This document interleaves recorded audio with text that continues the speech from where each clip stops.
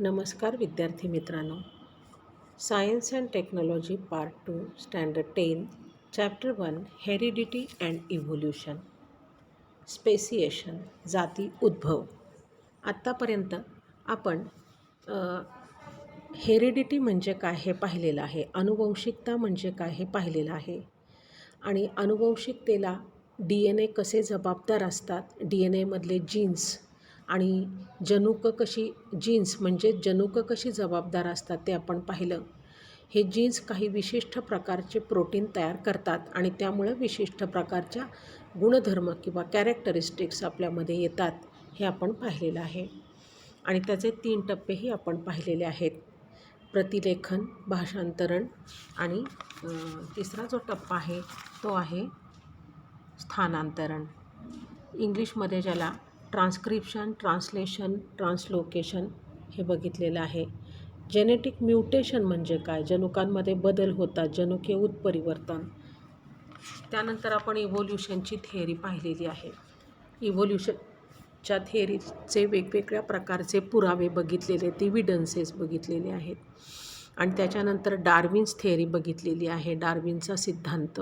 आणि त्याच्यानंतर लॅमार्कवाद, लॅमार्किझम हेही आपण पाहिलेलं आहे. आणि आता आपल्याला स्पेसिएशन म्हणजे जाती उद्भव, नवीन प्रजातीची निर्मिती कशी होते हे आपल्याला बघायचं आहे. खरं सांगायचं म्हणजे, एका सोप्या शब्दात सांगायचं म्हणजे, जाती उद्भव म्हणजे एका प्रजातीपासून दुसऱ्या प्रजातीची निर्मिती होणे, नवीन प्रजाती निर्माण होणे. या ठिकाणी आपण मराठीमधून आणि इंग्लिशमधून पण पाहणार आहोत. स्पेसिएशन प्राणी व वनस्पती यांच्यातील विविध जातींचा उद्भव हा उत्क्रांतीचाच परिणाम आहे. उत्क्रांती आपण बघितली ती प्रोसेस, आणि त्याच्यामुळे लाखो करोडो वर्षानंतर एका जातीपासून नवीन जाती तयार होते. नैसर्गिक फलनाद्वारे फलनक्षम संतती निर्माण करू शकणाऱ्या सजीवांच्या गटाला जाती असे म्हणतात.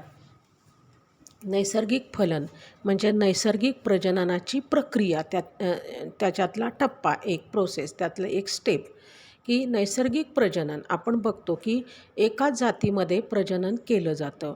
म्हणजे मांजरांची विशिष्ट जात असेल त्यांचं त्यांच्यामध्येच, कुत्र्यांची विशिष्ट जात त्यांचं त्यांच्यामध्ये, फळांमध्ये त्यांचं त्यांच्यामध्ये, अशा प्रकारे म्हणजे नैसर्गिकदृष्ट्या जर रिप्रोडक्शन त्या सजीवांनी करायचं ठरवलं तर तो कुठल्या दुसऱ्या सजीवाला निवडेल तर तो नैसर्गिकरित्या स्वतःच्याच ह्याच्यामध्ये निवड करतो. तर त्याला म्हणायचं नैसर्गिक फलनाद्वारे नवीन संतती निर्माण करणे. आणि ती संततीसुद्धा कशी असली पाहिजे? फलनक्षम म्हणजे प्रजनन करू शकणारी असली पाहिजे. तर अशा सजीवांच्या गटाला जाती असे म्हणतात. आणि ही व्याख्या सगळ्यांनी लक्षात ठेवायची. प्रत्येक जाती विशिष्ट भौगोलिक परिस्थितीत वाढते. त्याचा आहार, विहार, फलनक्षमता, समागम काळ इत्यादी भिन्न असतो. त्यामुळेच जातीची वैशिष्ट्ये टिकून राहतात. आता ही जी जाती आहे ती बघा, आपल्याला माहिती आहे की बर्फाळ प्रदेशात अस्वलाची वेगळी जात राहते. तर साध्या भूमध्य समुद्री वगैरे अशा हवामानाच्या प्रदेशामध्ये अस्वलाची जात वेगळी आहे. ह्याचप्रमाणे आपल्याकडं वाढणाऱ्या वनस्पती ज्या आहेत त्यांच्या जाती वेगळ्या, पण दुसऱ्या जपानमध्ये वगैरे वाढणाऱ्या वनस्पतींची वेगळ्या प्रकारची. आपण बघतो सूचीपर्णी कुठं वाढतात, आपल्याकडं नाहीत वाढत.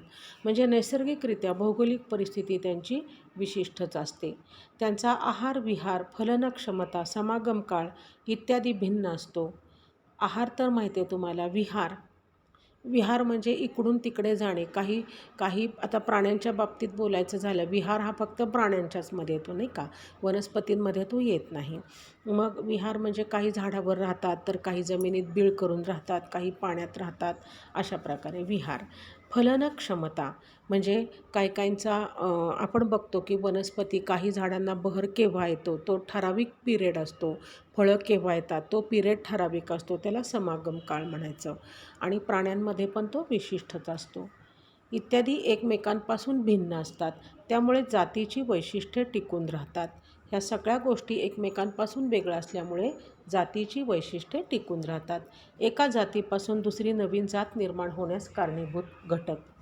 लाखो करोडो वर्ष लागतात एका जातीपासून दुसरी जात निर्माण व्हायला, बरोबर.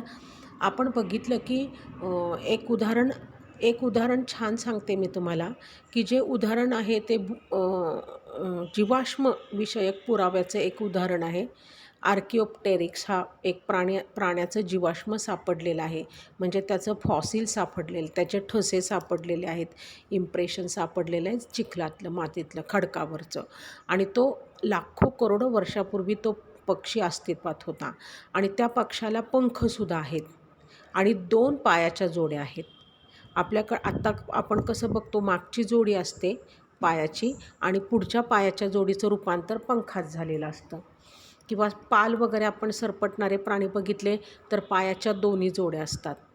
पण ह्या पक्षाला, आर्किओप्टेरिक्स ह्या पक्षाला पंखसुद्धा होते आणि पायाची मागची जोडी पण होती, पुढची जोडी पण होती आणि त्याला चोच होती आणि त्या ठिकाणी त्याला शेपटी होती, शेपटीला झुपका होता.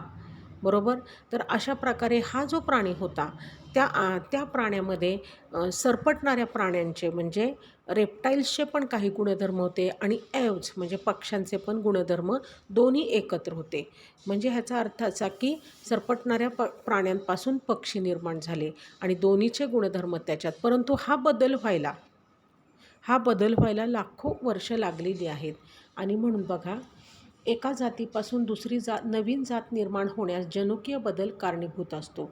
त्यांच्यामध्ये जनुकीय बदल झाला, त्यांच्या जीन्समध्ये बदल झाला का, तर आसपासच्या पर्यावरणामध्ये मिळतं घेण्याची प्रोसेस कंटिन्यू होत राहिली, प्रजनन कंटिन्यू होत राहिलं आणि त्याच्यामुळे त्यांच्या जीन्समध्ये हळूहळू बदल झाले. तसेच भौगोलिक वा पुनरुत्पादनीय बदल कारणीभूत असतो. भौगोलिकसुद्धा बदल, की बघतो आपण की उंट जो आहे, उंट वाळवंटी प्रदेशात राहतो आणि त्याप्रमाणे त्याच्यात कोणते बदल झालेले आहेत ते आपण पाहिलेलं आहे. आणि हे बदल कायमचे झालेले आहेत, म्हणजे जनुकातच बदल झालेले आहेत. पण घोडा हा काही वाळवंटी प्रदेशात नाही राहत, तो साध्या प्रदेशात राहतो आणि त्याच्यामुळे त्याच्यात ते बदल नाहीत, पण उंटात आहे. म्हणजे भौगोलिक परिस्थितीसुद्धा कारणीभूत ठरते.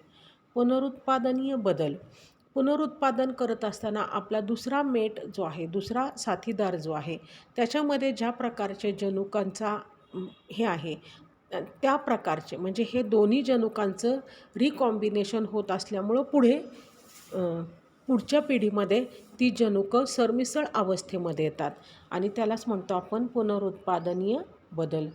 तसेच सजीवांचे भौगोलिक व पुनरुत्पादनीय अलगीकरण झाल्यासही कालांतराने जाती बदल किंवा जाती उद्भव स्पेसिएशन होतो.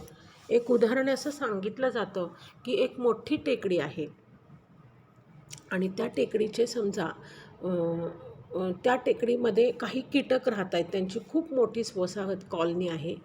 आणि नंतर काय झालं समजा की नदी निर्माण झाली किंवा नदीच्या प्रवाहाने लाखो वर्षामध्ये तिथून एक नदी वाहायला लागली त्या डोंगराच्या मधून आणि नदी सतत वाहिल्यामुळं त्या डोंगराचे 2 भाग झाले.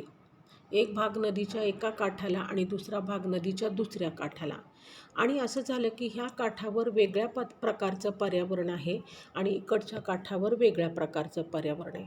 त्याच्यामुळं त्यातली जी कॉलनी होती त्या कीटकांची, इन्सेक्टची, तीसुद्धा डिवाईड होत गेली वेगवेगळ्या पर्यावरणामध्ये.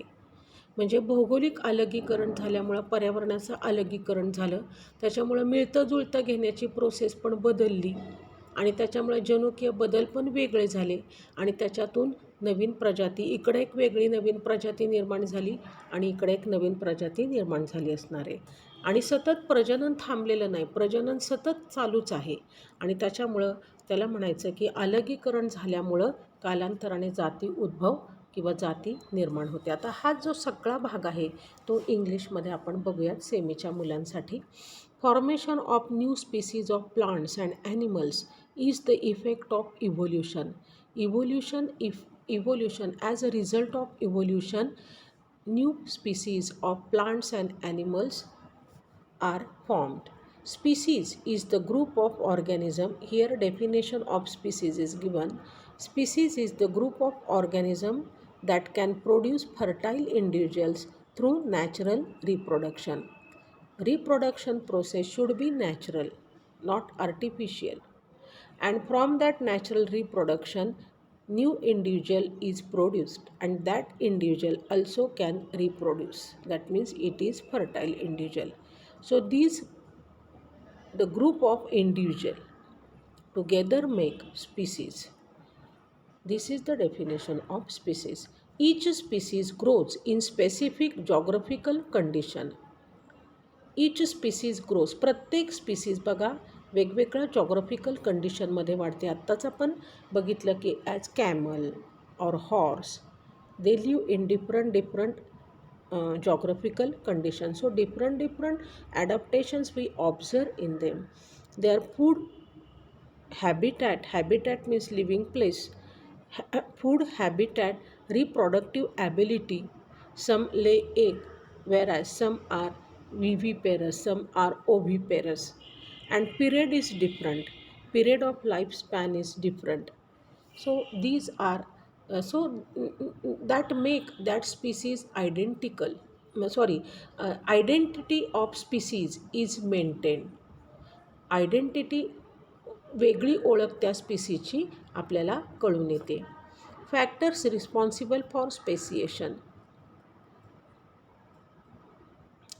Genetic variation is the first factor which is responsible for formation of new species from old one. Genetic variation changes in the genes. Besides geographical and apart from genetic variation, some more factors are responsible, and that are geographical changes and reproductive changes. If geographical changes occur, then animals or plants they try to adapt with the changing environment, and so the genetic changes occur, and so new species can be formed. Reproductive changes. Due to reproduction, the changes occur in the organism, and new species is evolved. Similarly, geographical or reproductive isolation also leads to speciation. Just now we have studied the example, we have taken that example. Suppose there is a hill, and on that hill a group of insect is living happily. That means happily means they are getting all type of, that means all the factors useful for their growth and all that. So suddenly a river emerge out from that, in the middle of that hill, and makes that hill into, cut that hills into two different part, so that this is called as isolation. Half of the population of that insect will be from one bank of the river, and another will be on another bank of that river, and that's why this is called as geographical isolation.